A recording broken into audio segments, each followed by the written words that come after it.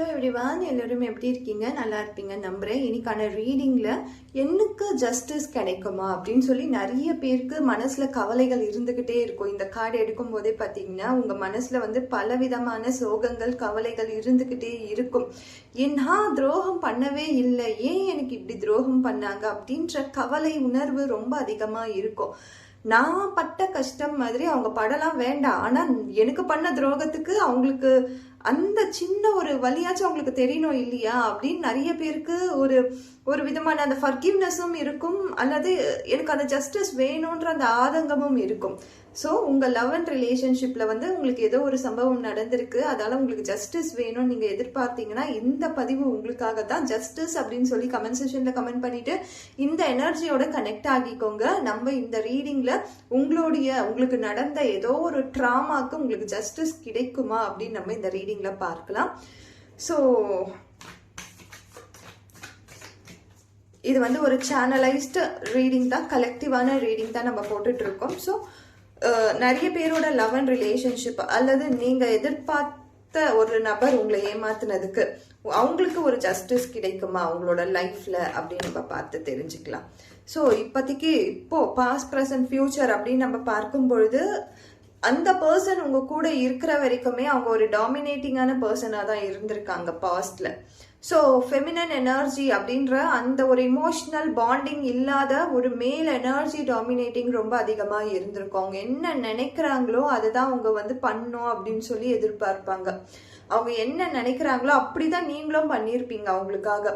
அவங்க சொல்ற விஷயங்கள் கூட தான் நீங்க அந்த டாக்ஸிக்கான ஒரு ரிலேஷன்ஷிப்குள்ள தான் இருந்திருக்கீங்க. உங்களுக்கே தெரியாம நீங்க அந்த டாக்ஸிக் ரிலேஷன்ஷிப்ல அட்டாச்சா இருந்திருக்கீங்க. ஸோ அதுல இருந்து உங்களுக்கு வந்து எப்படா விடுதலை கிடைக்கும்னு கூட சில நேரங்கள்ல நீங்க நினைச்சிருப்பீங்க. அந்த மாதிரி ஒரு டாக்ஸிக் அட்டாச்மெண்ட்டோட தான் இந்த பர்சன் கூட இருந்திருப்பீங்க. அவங்க என்ன சொன்னாலும் ஆமா இதுதான் கரெக்டா இருக்கும் அப்படின்னு சொல்லி அந்த நம்பிக்கை உங்க மனசுல இருந்திருக்கு. ஆனா இவங்க உங்களை வந்து ஒரு கட்டுப்பாடுக்குள்ளேயே வச்சிருப்பாங்க. இதுதான் கரெக்டு, நீ இதை சாப்பிடு, நீ வந்து இதை தான் போட்டுக்கணும், நீ இதை தான் பண்ணணும், நீ இங்கே தான் போகணும், நீ இந்த மாதிரி தான் இருக்கணும், உன்னோட ஹேர் இப்படி தான் இருக்கணும் அப்படின்ற அந்த கட்டுப்பாடுக்குள்ளேயே இருந்திருப்பாங்க. ஓவர் டாமினேஷன்ஸ் கண்டிப்பாக இருந்திருக்கும் நியர்பைல பார்க்கும் பொழுது.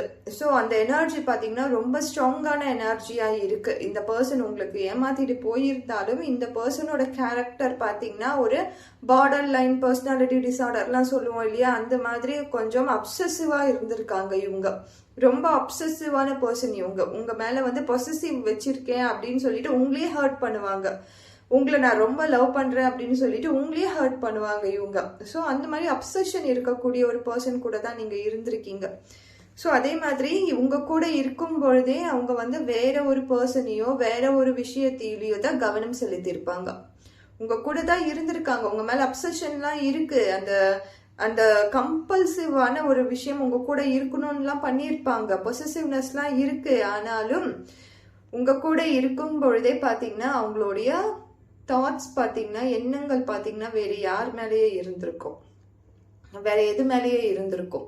அவங்க எதிர்பார்க்குற ஒரு விஷயம் வேறவாக இருக்கும். நம்ம என்ன நினைச்சிருப்போம்னா இவங்க வந்து நம்மள லவ் பண்றாங்க, நம்ம கூட தான் இருக்க போறாங்க அப்படிலாம் நினைச்சிருப்போம். ஆனா அந்த லவ் அதை மீறி நிறைய பேருக்கு அந்த லஸ்ட் அப்படின்ற உணர்வு நிறைய அதிகமாக இருந்திருக்கும். அதற்காக வேற யாரையோ பார்க்கறது, அவங்க கூட ரிலேஷன்ஷிப்பை ஃபிட் பண்றது, இந்த மாதிரியான விஷயங்கள் நடந்திருக்கும். அப்படி இல்லைன்னா உங்க கூட இருக்கும் பொழுது உங்களுடைய வசதி வாய்ப்புகளுக்காக அவங்க பயன்படுத்தி இருப்பாங்க. அப்படி பயன்படுத்திக்கிட்டு அவங்கள வந்து மேம்படுத்திக்கிட்டு வேற வேலைக்கு போறது, வேற ஊருக்கு போறது, வேற உங்களை யூஸ் பண்ணி அதுல முன்னேறி அவங்க வேற ஒரு லைஃபை செட் பண்ணியிருப்பாங்க. ஸோ உங்க கூட இருக்கும் பொழுதே ஒரு தேர்ட் பர்சன் கூட உங்களுடைய தாட்ஸ் இருந்திருக்கும். ஸோ இந்த மாதிரி நீங்க நிறைய பேர் கலெக்டிவா தானே போடுறோம், இது உங்களுக்கு எது செட் ஆகுதோ எது ஃபிட் ஆகுதோ நீங்க எடுத்துக்கோங்க, உங்களுக்கு எது அப்ளிகபிள் ஆகுதோ அதை நீங்க எடுத்துக்கோங்க. ஸோ இந்த மாதிரி உங்களுக்கு கூடயே தான் இருந்திருப்பாங்க, உங்க கையை பிடிச்சிட்டே தான் இருந்திருப்பாங்க. ஆனா அவங்களுடைய எண்ணங்களும் செயல்களும் வேற மாதிரி இருந்திருக்கும். அதை தெரியாம தான் நீங்க அவங்க கூட அவங்க சொல்றதெல்லாம் கரெக்டு, அவங்க வந்து சொன்னாங்கன்னா கண்டிப்பா உங்களுக்கு செட் ஆகாத ஒரு கலரை கொடுத்து ட்ரெஸ்ஸை கொடுத்து இதுதான் உனக்கு செட் ஆகும் அப்படின்னு சொன்னாலும் நீங்க அதை பண்ணிருப்பீங்க. உங்களுக்கு செட் ஆகாத ஒரு ப்ரொஃபஷன், உங்களுக்கு இன்ட்ரெஸ்டே இல்லாத ஒரு ப்ரொஃபஷனை கொடுத்து இது உனக்கு செட் ஆகும் பாரு, நீ இதை பண்ணு அப்படின்னு சொல்லி உங்களுக்கு திணிச்சிருப்பாங்க. அதுதான் உங்களுக்கு பிடிச்சிருக்கும் அப்பெல்லாம். ஸோ பாஸ்ட் ஃபியூச்சர் நம்ம பார்க்கும்பொழுது இந்த மாதிரி கண்டிப்பாக நிறைய பேரோட லைஃப்ல நடந்திருக்கும். எஸ்னா எஸ்ன்னு சொல்லி கமெண்ட் செக்ஷன்ல கமெண்ட் பண்ணுங்க. அல்லது நீங்க படிச்சுட்டு இருக்கீங்கன்னும் பொழுது நாலேஜை கூட திருடி இருப்பாங்க. நாலேஜ் இந்த சென்ஸ் நீங்க அவங்களுக்கு சொல்லி கொடுத்து நீங்க படிக்க வேண்டிய டைம்ல அவங்களுக்கு சொல்லி கொடுத்து நீங்க லோவா மார்க் எடுத்திருப்பீங்க. அவங்க பாத்தீங்கன்னா அவங்க எடுத்த மார்க்குக்கு மெரிட்ல கூட அவங்களுக்கு சீட் கிடைச்சு போயிருக்கும். ஆனா நீங்க அவங்களுக்காக டைம் ஸ்பெண்ட் பண்ணியிருப்பீங்க. அந்த மாதிரியான சூழ்நிலையில கூட உங்களுடைய பாஸ்ட் ப்ரெசன்ட் இருந்திருக்கும். ஸோ ஜஸ்டிஸ் கிடைக்குமா? நான் எல்லாத்தையுமே பார்த்துட்டேன். ஆனால் எனக்கு இந்த ஜஸ்டிஸ் கிடைக்குமா? என்னுடைய லைஃப்ல நடந்த ஒரு விஷயத்துக்காக மிராக்கிள் மாதிரி இப்போ நீங்க பார்த்துட்டு இருந்தீங்கன்னா மிராக்கிள் அப்படின்னு சொல்லி கமெண்ட் செக்ஷன்ல கமெண்ட் பண்ணுங்க. ஏன்னா ஜஸ்டிஸ் அப்படின்ற கார்டே நம்மளுக்கு வந்திருக்கு. நியாயமான் சனீஸ்வர பகவான் கர்மாவை கழிக்கிறவங்க, கர்மாவை நம்மளுக்கு லைஃப்ல கொடுத்து நம்ம வாழ்க்கையில பட வேண்டிய துன்பங்களையும் பட வேண்டிய கஷ்டங்களையும் சோதனைகளையும் கொடுத்து நம்மளுக்கு வாழ்க்கைனா இதுதான் கத்து கொடுக்கிற ஒரு கடவுள்.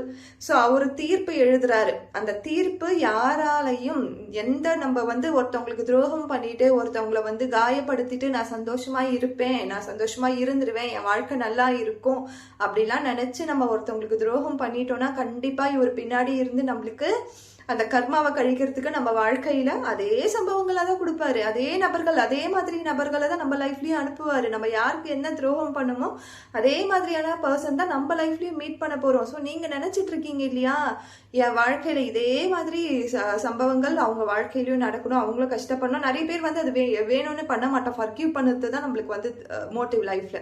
ஆனா நான் உனக்கு லாயலா தானே இருந்தேன். அந்த லாயல்ட்டிக்கு நீ எனக்கு கொடுத்த கிஃப்ட் இந்த ஏமாற்றம் தானா, சீட்டிங் தானா அப்படின்னு சொல்லி மனவேதனையில இருப்பீங்களா? கண்டிப்பா அந்த வேதனைக்கு ஒரு பதில் நியர்பை ஃபியூச்சர்ல நீங்க பாப்பீங்க.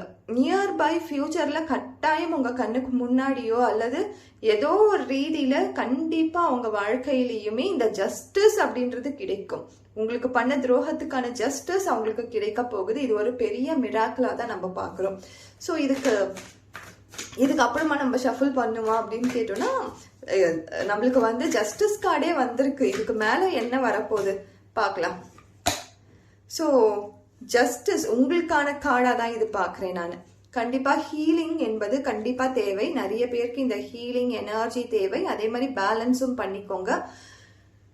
சில பேரை நம்ம வாழ்க்கையில சந்திக்கிறோம் அப்படின்னும் பொழுது கண்டிப்பா அந்த நபர்கள் நம்மளுக்கு ஒரு லைஃப்ல லெசனை கற்றுக் கொடுக்குறவங்களா தான் இருப்பாங்க. ஸோ அந்த ஒரு புரிதலோட இந்த எனர்ஜியை நீங்க இந்த பர்சன் உங்க லைஃப்ல இருந்து கட் பண்ணி நீ எங்க இருந்தாலும் சந்தோஷமா இரு, ஆனா எனக்கு பண்ண துரோகத்துக்கு கண்டிப்பா நீ அனுபவிப்ப அப்படின்ற அந்த ஒரு ஃபர்கிவ் அண்ட் ஃபர்கெட் சொல்லி கட் பண்ணி ரிலீஸ் பண்றதுக்கான வழியை பாருங்க. உங்களுடைய எனர்ஜியை ஹீல் பண்ணிக்கோங்க. உங்களுடைய இன்னர் பேலன்ஸை சமமா வச்சுக்கோங்க. எங்க இருந்தாலும் நல்லா இருங்க, அவ்வளவுதான். நீ பண்ண தப்புக்கு கண்டிப்பா உனக்கு தண்டனை இருக்கு, இல்லாம கிடையாது. ஆனா இப்ப நான் உன்னை கட் பண்ணி என்னுடைய பீஸ், என்னுடைய மனநிலை, என்னுடைய சந்தோஷத்தை நான் பெற்றுக்கிறேன் அப்படின்னு சொல்லி நான் எடுத்துக்கிறேன் அப்படின்னு சொல்லி நீங்க உங்களோட சந்தோஷத்தை நீங்க கிளைம் பண்ணிக்கோங்க, எடுத்துக்கோங்க. ஸோ நம்ம மற்றவங்களுக்கு நம்ம எனக்கு ஜஸ்டிஸ் கிடைக்கணும் அப்படின்னு சொல்லி மற்றவங்களே நினைச்சிட்டு இருந்தோம்னா நம்ம லைஃபை நம்மளால வாழவே முடியாது. அவங்கள டாக்குமெண்ட் பண்றதும் அவங்க பின்னாடியே சுத்துறதும் நம்ம வாழ்க்கை கிடையாது. அவங்க போட்டோம். ஆனா ஜஸ்டிஸ் அப்படின்ற கார்டு எனக்கு வந்திருக்கு. நான் நம்புறேன் கண்டிப்பா எனக்கு ஒரு நாள் எனக்கு பண்ண துரோகம் அவர் மனசுல வரும், அவங்க மனசுல வரும். அந்த துரோகத்துக்கு தான் இந்த வலி அப்படின்னு சொல்லி அவங்களுக்கு புரிய வரும் அப்படின்னு சொல்லி பிரபஞ்சத்துக்கிட்ட சொல்லி அந்த ஹீலிங்கை நீங்க எடுத்துக்கோங்க. அந்த கார்டு அப்படின்ற அந்த ருதபந்து அப்படின்னு சொல்லுவோம், அந்த பந்தத்தை நீங்க அப்படியே அப்ரூவ்டா கட் பண்ணி விடுங்க. அந்த நபர் கூட இருக்கிற எந்த விதமான பந்தமும் நம்மளுக்கு தேவை கிடையாது. அந்த பர்சன், அது பெண்ணாக இருந்தாலும் சரி ஆணாக இருந்தாலும் சரி, அந்த பர்சன் கிட்ட இருக்க எந்த விதமான நம்மளுக்கு அட்டாச்மெண்ட்டும் தேவை கிடையாது, கார்ட்ஸும் தேவை கிடையாது. ஸோ அதை அப்படியே கட் பண்ணி ரிலீஸ் பண்ணி விட்டுருங்க. ஸோ நிறைய பேரோட லைஃப்ல இது கண்டிப்பா ஒரு ஹீலிங்கை கொடுக்கும்.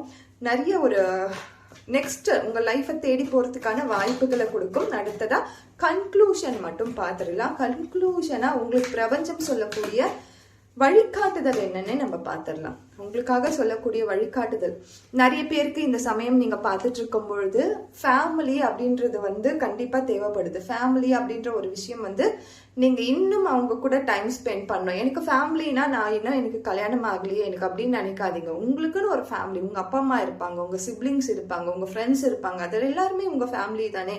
நிறைய பேருக்கு உங்க பெட் இருக்கும், அந்த பெட்டை பார்த்துக்கிறதுக்கான சான்சஸ் இப்போ டைம் கிடைச்சிருக்கு. ஸோ நீங்கள் அதை அப்படியே கிளைம் பண்ணிக்கோங்க. ஏன்னா அவங்க எல்லாம் உங்களுடைய இமோஷன்ஸை நல்லபடியாக நீங்கள் வச்சு அவங்க கூட பழகணும்னு சொல்லி எதிர்பார்த்துட்டு இருக்காங்க. ஸோ உங்களுக்காக எதிர்பார்த்து காத்துட்டு இருக்க உங்க பர்சன், உங்களுடைய ஃபேமிலி, உங்க அப்பா அம்மா, உங்க சிஸ்டர்ஸ் அண்ட் பிரதர்ஸ், உங்க ஃப்ரெண்ட்ஸ் உங்களுக்காக வெயிட் பண்ணிட்டு இருக்காங்க.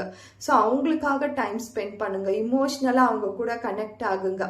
எல்லாரோட வாழ்க்கையிலையுமே அப்ஸ் அண்ட் டவுன்ஸ் இருக்கும், எல்லோரோட ஃபேமிலியிலையுமே பிரச்சனைகள் இருக்கும். அதுக்காக அவங்கள தான் விட்டுட்டு நம்ம வெளியில வந்து மற்றவங்க கிட்ட அந்த சந்தோஷத்தை தேடணும்னு அவசியம் கிடையாது. என் அப்பா அம்மாவுக்கு வந்து இவ்வளோதான் எனக்கு வந்து லவ்வை கொடுக்க தெரியும், அதுதான் அவங்களோட லவ் லாங்குவேஜ், நான் இப்போ டிஃப்ரெண்ட்டாக அவங்களுக்கு லவ்வை காட்டுறேன், என்னுடைய எமோஷன்ஸை அவங்க கூட நான் ஷேர் பண்ணிக்கிறேன், என்னுடைய டைம்ஸை அவங்க கூட ஷேர் பண்ணிக்கிறேன் அப்படின்னு சொல்லி நீங்கள் மெச்சூர்டாக பிஹேவ் பண்ணுங்க. என்னுடைய சிப்ளிங்ஸ், என்னுடைய கூட பிறந்தவங்களுக்கு லவ் லாங்குவேஜ் வந்து கொஞ்சம் முரட்டுத்தனமாக தான் இருக்கும். ஆனால் நான் இனிமேல் அவங்க கூட எப்படி மற்றவங்க மூணாவது மனுஷனே வந்து என்னை வந்து காயப்படுத்திட்டு போனா அதுவே என்னால் பண்ணிக்க முடியல, இவங்க பண்ணதெல்லாம் சின்ன விஷயம் தானே, இவங்கெல்லாம் பரவாயில்லையே அப்படின்னு சொல்லி அந்த மெச்சூரிட்டியை கொண்டு வந்து லவ்வை மட்டும் ஸ்ப்ரெட் பண்ணுங்க, அன்பை மட்டும் ஸ்ப்ரெட் பண்ணுங்க. நிறைய பேரோட லைஃப்ல இப்போ பணம் அப்படின்ற ஒரு விஷயம் கட்டாயமாக தேவைப்படுது. ஸோ அந்த கேட்வே உங்களுக்காக ஓப்பனாக இருக்கு. இது கலெக்டிவ் மெசேஜாக போடுறதால யாருக்கு எது பிடிச்சிருக்கோ, யாருக்கு எது வேணுமோ எடுத்துக்கோங்க. ஸோ அந்த ஃபினான்ஷியல் அபண்டன்ஸ் அப்படின்ற ஒரு விஷயத்த லைஃப்ல உருவாக்குங்க. ஏன்னா இந்த இடத்துலையும் பென்டகல்ஸ் இருக்கு, இந்த இடத்துலையும் பென்டகல்ஸ் இருக்கு. ஸோ பணம் என்பது முக்கியம் வாழ்க்கையில். அந்த முக்கியமான பணத்தை கண்டிப்பா உங்களுக்கு தேவையான அளவு, உங்களுக்கு தேவையான விஷயங்களை நீங்க வாங்கிக்கிற அளவு நீங்க வந்து சம்பாதிக்கிறதுக்கான வாய்ப்புகள் இந்த பிரபஞ்சம் உங்களுக்கு தருவாங்க. நல்ல ஃபினான்ஷியல் அபண்டன்ஸ் கண்டிப்பாக கிடைக்கும். ஸோ இதை நீங்கள் அப்படியே அக்செப்ட் பண்ணிக்கோங்க. Thank you so much. இதுக்கான கன்க்ளூஷன் ஃபேமிலி அண்ட் மணி அப்படின்ற ஒரு 2 விஷயத்தை யூனிவர்ஸ் வந்து உணர்த்திருக்காங்க. இந்த உலகத்தில் வாழ்கிற வரைக்கும் கண்டிப்பாக பணமும் தேவை, குடும்பமும் தேவை. இது ரெண்டுமே பிரிச்சுட்டு நம்ம தனியாலாம் வாழணும்னு நினச்சிங்கன்னா எவ்வளோ நாளைக்கு தனியாக வாழ முடியும்? ஸோ சேஸ் பண்ணுறது பணமாக மட்டும் இல்லாத குடும்பமாகவும் இருக்கட்டும். Thank you so much.